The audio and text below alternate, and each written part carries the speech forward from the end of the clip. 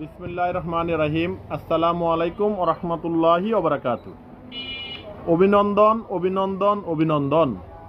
Narsingdi Nasima Quader Molla high school and Holmes শিক্ষক কলাকৌশলী সকলকে অভিনন্দন।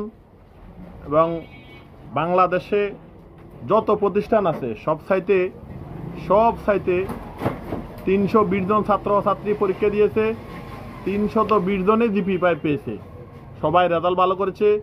এই জন্য সকল শিক্ষক শিক্ষার্থী অভিভাবক কর্মচারীবৃন্দ সবাইকে কুমিল্লা মনোহরগঞ্জবাসীর পক্ষ থেকে অভিনন্দন।